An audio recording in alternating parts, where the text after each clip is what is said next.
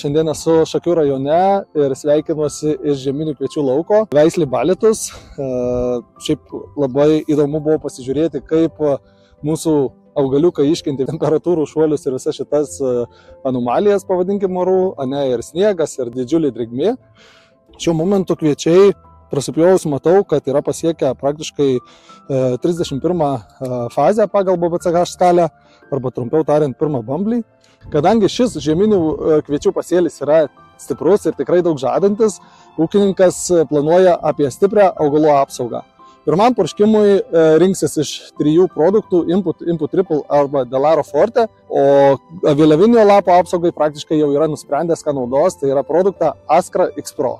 Askra X Pro savyje turi proteokonazolą, biksafeną ir flopiramą. 3 veiklios medžiagos esančios Askroj pasižymi skirtingų veikimo greičiu. Greičiausias ir greičiausiai patenkantis į naujus audinius veikli medžiaga tai yra flopiramas, lėčiau tada juda jau proteokonazolas ir lėčiausiai biksafenas.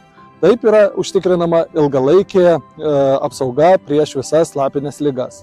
Dar vienas Askros unikalumas yra tas, kad jinai turi savyje LeafShield technologiją.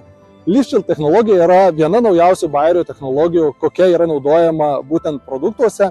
Kalbant apie LeafShield technologiją, tai yra ta technologija, kai veiklios medžiagos yra labai gerai patenkančios į augalą, labai gerai išsilaikančios ant lapo ir būtent nunešamos ten, kur reikia ir kada reikia.